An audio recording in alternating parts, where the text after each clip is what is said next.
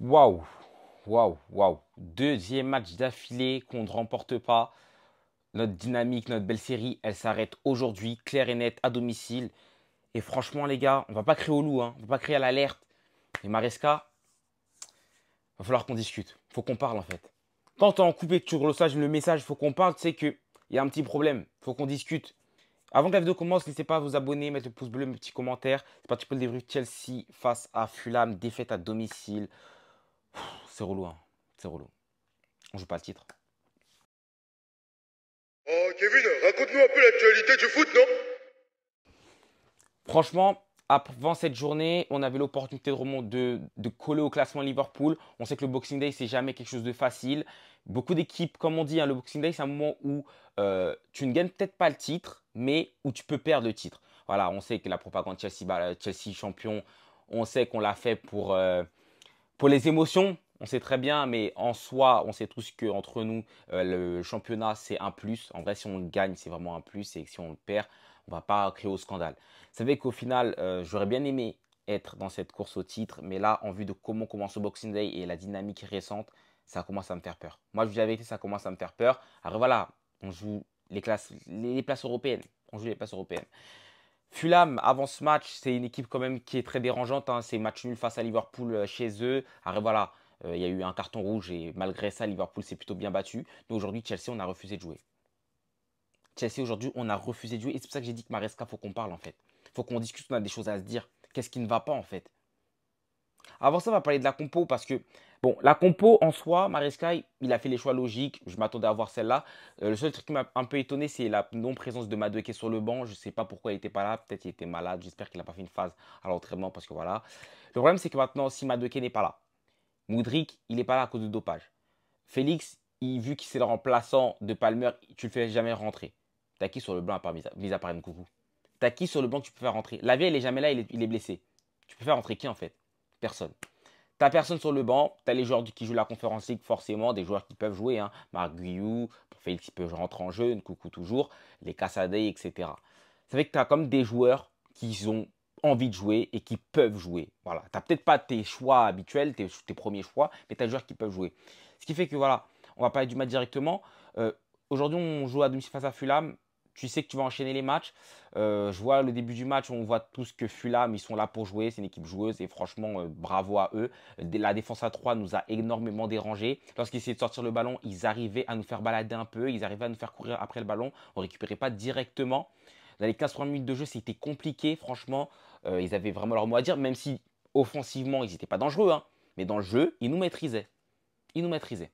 Jusqu'à ce que ce but Palmer arrive, hein. Parce qu'en vrai, j'ai le seum un peu de cette défaite, même si je dis, je ne vais pas crier, j'ai pas la rage non plus, mais j'ai le seum un peu parce qu'on commence mal ce Boxing Day. Et de plus, tu perds ce match à domicile. Palmer, on sait que il y a des matchs où il débute mal, on sait que le match il va cracher. Voilà, tu sais déjà que ça va être compliqué, il va pas falloir compter énormément sur lui. Et ça, c'est notamment sur des matchs à lecteurs cette saison.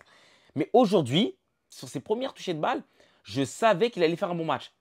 C'est le genre de match où tu sais que donne-lui le ballon, il va faire de la magie. Vraiment, donne-lui le ballon, accompagnez-le. En fait, voilà, juste accompagnez-le, vous inquiétez pas, ça va bien se passer. Mais aujourd'hui, en fait, on n'a accompagné personne, en fait. Le premier but, franchement, il nous sort un but exceptionnel. Il contrôle le ballon entre les joueurs, il avance, il se démarque, il met le petit ballon entre les jambes, il fait glisser la balle. Franchement, il fait une passe dans les cages, hors surface, un peu à la Léo Messi. Et là, je me suis dit, oh purée, si Palmer, franchement, il ne fait pas cette action, je ne sais pas quand est-ce qu'on ouvrira le score. Bah si, même si c'était le début du match. Et franchement, ce but-là, il nous a mis vraiment bien parce qu'il nous permet de sortir un peu de l'étreinte de Fulham. Ils font beaucoup plus d'erreurs après ça. On a plus d'opportunités de se montrer. Il y a Palmer qui fait encore un autre show à un moment donné, le petit pont surface. Vraiment, il était sur cette première mi-temps, il allait nous offrir des cadeaux, mais pas possible. Sauf que derrière, en vue de la composition, de ce que je vois en vrai du match, en vue de la composition de Fulham, tu vois que offensivement, tu peux pas jouer pleinement. Parce qu'il y a Pedro Neto qui est d'un côté, il est latéral. Il est clairement latéral parce qu'on lui donne comme instruction de défendre sur Robertson qui est piston. Ce qui fait qu'en défendant sur Robertson, défensivement, il fait un travail énorme, hein. L'abattage était dingue, son positionnement ok. Mais le problème, c'est qu'offensivement, il te manque un élément. Parce que cette équipe de Fulham, ils sont venus jouer, ils ont un bloc assez haut. Chelsea, on avait un bloc assez bas. Maintenant, quand il fallait attaquer, il fallait monter des mètres. Et Pedro Neto, c'est pas non plus un train.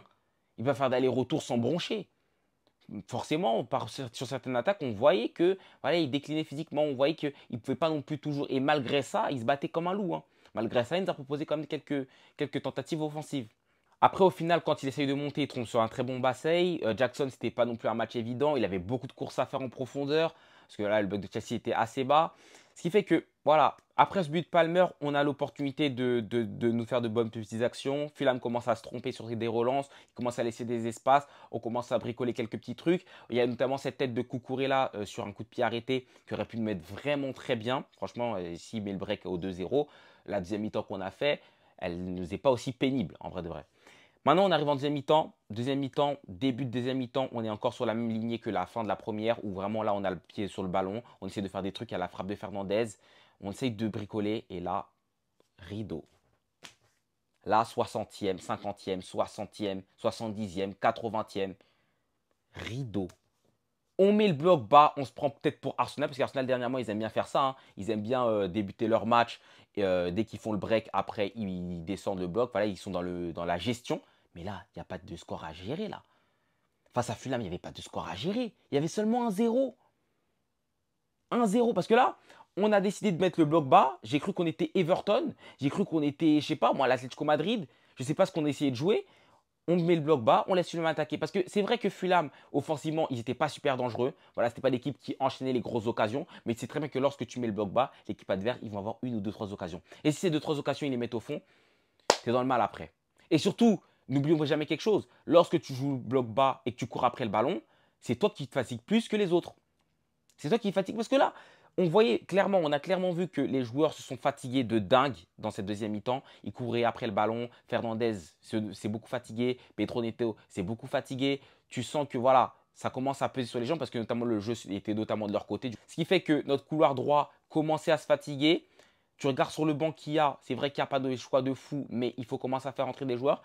Jackson, il fait beaucoup de courses vers l'avant. Je pense que le meilleur profil à ce moment-là pour faire entrer, c'est peut-être Marc Guiou. Mais non, mais non, mais non, mais non, mais non. Pareska décide de faire un seul changement. Il fait rentrer une coucou. Mauvais choix, bon choix, à vous de juger. Mais il fait un seul changement. Les joueurs se fatiguent de dingue. Ils sont fatigués de dingue. Tu le vois. Tu vois qu'ils commencent à tirer la langue. Tu vois que ça commence à devenir compliqué. Fais rentrer n'importe quel joueur. Enzo Fernandez, il était KO. Fais rentrer même Casadei, c'est pas un problème. Il faut faire tourner. On joue tous les 3 jours, surtout, n'oublions pas. Et moi, c'est ça que j'ai peur. J'ai peur que cette équipe commence à se fatiguer parce qu'on sait que Maresca, il avait mis une équipe 1 pour le championnat et une équipe 2 pour les matchs de Conference League. Mais les matchs de championnat, t'en jouais 1 par semaine. Là, t'en joues 2, 3. 2, pardon. T'en joues 2. Tu joues tous les 3 jours. Du coup, tu ne peux pas continuer à aligner le même effectif, surtout que tu vois comment on a couru derrière le ballon aujourd'hui. Les joueurs, ils sont KO. En plus, il y a quoi? Il y a eu Noël. Peut-être ils se sont remplis la panse comme jamais. Non. Maresca, il faut faire des changements. Tu vas pas mourir si tu en fais un. Franchement, tu vas pas mourir. Parce que là, c'est clair que à partir d'un moment où tu sais qu'il ne fait pas de changement, tu te dis que voilà, dans sa tête, il veut aller garder le score. Tu veux garder le score. Derrière, voilà, comme j'ai dit, hein, Enzo, il commence à fatiguer. Pedro Neto aussi. Ça vient de leur couloir, sans tête de Castagne. Wilson qui vient la prendre au deuxième poteau. Tu as un but. Un but partout. Et maintenant que tu as un but partout, tu t'es comment en fait à domicile? Tu vas essayer de gagner le match. Maintenant que tu essaies de gagner le match, Fulham, eux, de leur côté droit, ils ont fait des changements. Adama Traoré, il est sorti. Tu as Wilson qui est rentré. Tu as Munoz qui est rentré. Qu'est-ce qui se passe maintenant? Toi, tu n'as fait rentrer aucun joueur. Tu essayes de pousser avec des joueurs qui sont déjà fatigués. Derrière, contre-attaque, tu te prends le dernier but. Mais c'était logique. Victoire méritée. Ils n'ont même pas volé le match. Fulham n'ont pas volé le match, rien du tout. Et de notre côté, on a joué avec des joueurs qui sont fatigués. On n'a fait quasiment aucun changement, sachant que tu as des joueurs de la Conference League qui jouent, voilà, qui jouent en Conference League, c'est vrai, mais qui sont là, qui ont la dalle et qui veulent jouer. Tu as des joueurs qui veulent jouer. Mets-les. Et franchement, ça, moi, ce qui me fait chier, c'est vraiment le fait qu'il y ait les blessures de certains joueurs qui, au final, maintenant, notre avantage d'avoir un effectif pléthorique, tu as l'impression que tu ne le ressens plus trop parce que si le coach ne fait pas de changement. Mais voilà, ces joueurs de qualité-là, comme les Lavia, Moudric, Madueke qui n'étaient pas là aujourd'hui, bah aujourd'hui, ils auraient été plus qu'utiles. Pedro Neto, il fallait l'alléger. Franchement, Madueke, c'est la deuxième fois, un deuxième match d'affilée qui ne fait pas trop de changements et que tu sens que bah, Chelsea, dès qu'ils sont rentrés dans le piège, bah, ils n'arrivent plus à sortir du piège. Tu as l'impression qu'il a qu'un plan A et qu'au final, il n'y a pas de plan B. Voilà, dès que tu es contrecarré, tu as l'impression qu'il ne réagira jamais. J'ai l'impression que c'est ça. Hein, il est en mode je prie pour que ça se passe bien. Mais non, ça ne se passe pas comme ça. Même si derrière, c'est vrai que Bernd Leno, il fait des super arrêts, ça ne se passe pas comme ça.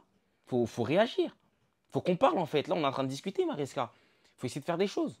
Prochaine journée, il va falloir commencer à faire des changements. Il va falloir que quelqu'un lui parle au côté de Chelsea. Je sais pas, il a des conseillers, il y a des gens en fait. Il faut commencer à lui parler. Dis-tu de faire des changements, c'est pas Guardiola. Ils sont pas dans la même maternité, à ce que je sache. Ils portent pas le même nom de famille. T'es pas obligé de faire comme lui. Aujourd'hui, on perd à domicile, alors que c'est évitable en vrai. Parce que là, les intentions de jeu étaient claires. On n'a pas voulu jouer, on n'est pas venu jouer. C'est clair. Maintenant, par rapport au top et flop, ce sera très peu de joueurs. Hein. Top, Palmer, c'est tout. On s'arrête là. Après, Palmer, peut-être Neto, de ça, mais la performance collective n'était pas mauvaise défensivement, parce qu'on a vraiment défendu, mais on ne devait pas défendre. On ne devait pas défendre. Du coup, flop, forcément, Mariska. On ne devait pas défendre comme ça. On n'avait pas à défendre comme ça. À domicile surtout. Même si Fulham a été bon.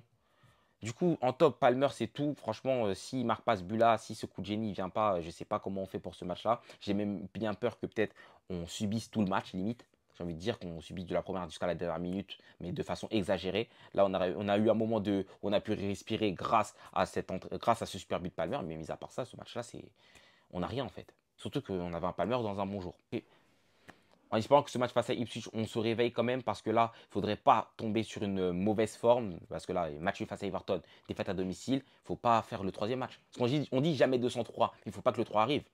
Là, il faut qu'on lève la tête parce qu'après, il y aura un autre match face à Crystal Palace. Il faut qu'on se lève. Il faut qu'on continue à avoir des résultats corrects. J'ai pas envie de tomber dans un sale mood parce qu'il y a des moments de doute dans les saisons, mais j'ai pas envie que ce moment de doute arrive tout de suite au Boxing Day, au moment où les matchs commencent à s'enchaîner. Il faudrait surtout pas perdre cet avantage qu'on a par rapport aux équipes qui sont 5e et 6e. Il ne faut pas qu'ils viennent nous coller au basque. Franchement, gardons cette bonne dynamique. Maresca commence à réfléchir, fait des choses, fait des changements, fait jouer des autres joueurs. Parce que je sais que Félix est le remplaçant de Palmer, mais il peut aussi jouer sur le couloir par moment. Il peut dépanner. Il y a des choses à faire en vrai. Il y a des choses à faire. Et il est trop bloqué dans son système. Portez-vous bien en tout cas. On sera là face à Ipswich pour le débrief. On arrive très bientôt. C'est relou.